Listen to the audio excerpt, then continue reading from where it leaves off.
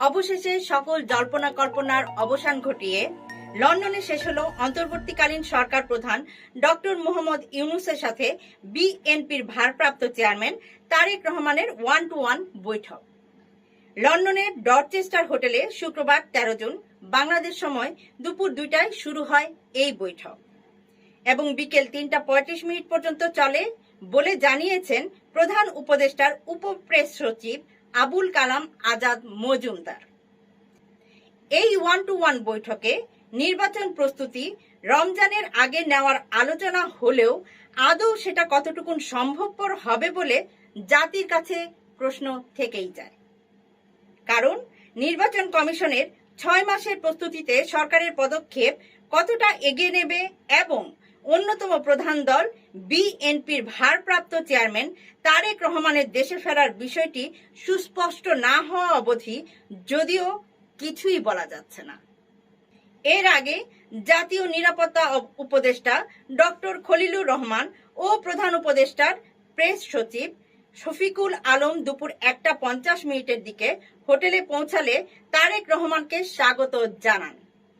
প্রধান উপদেষ্টা অধ্যাপক মোহাম্মদ ইউনূসের সঙ্গে বিএনপির ভারপ্রাপ্ত চেয়ারম্যান তারেক রহমানের 1.5 ঘন্টার বৈঠক শেষে দুই পক্ষের প্রতিনিধিরা তাদের সন্তুষ্টির কথা জানিয়েছেন।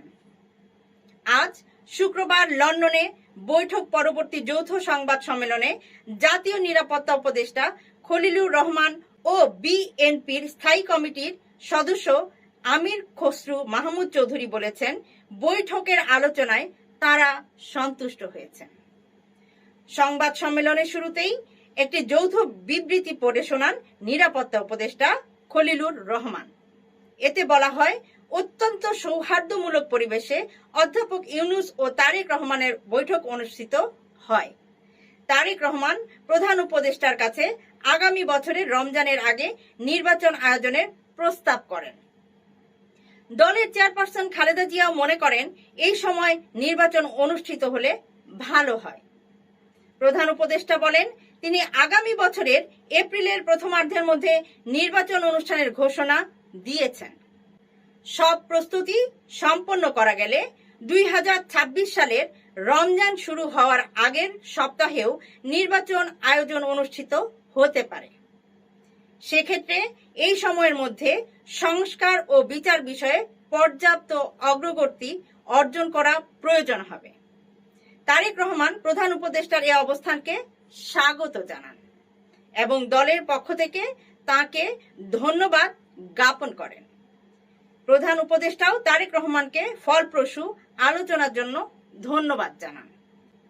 সাংবাদিকদের এক প্রশ্নের জবাবে বিএনপির ভারপ্রাপ্ত চেয়ারম্যান তারেক রহমানের দেশে ফেরার ব্যাপারে কোনো বাধা নেই বলে জানান বিএনপির স্থায়ী কমিটির সদস্য আমির খসরু মাহমুদ চৌধুরী এবং এ বিষয়ে কোনো প্রশ্নের জবাবের প্রয়োজন নেই বলেও তিনি মনে করেন। এ ব্যাপারে বৈঠকে কোনো আলোচনা হয়েছে কিনা তা তিনি কবে দেশে ফিরতে পারেন এ প্রশ্নের উত্তর এভাবেই দেন আমির খসরু মাহমুদ চৌধুরী। ওদিকে লন্ডনে প্রধান উপদেষ্টা ও তারেক রহমানের বৈঠককে রাজনীতির সত্যিকারের টার্নিং পয়েন্ট আখ্যা দিয়ে বিএনপি মির্জা ফখরুল ইসলাম আলমগীর বলেছেন, সরকার প্রধান ফেব্রুয়ারির মাঝামাঝি সময়ে নির্বাচন আয়োজনে একমত হয়েছেন। শুক্রবার বিকেলে গুলশানে সাংবাদিকদের সঙ্গে আলাপকালে তিনি এ কথা জানান।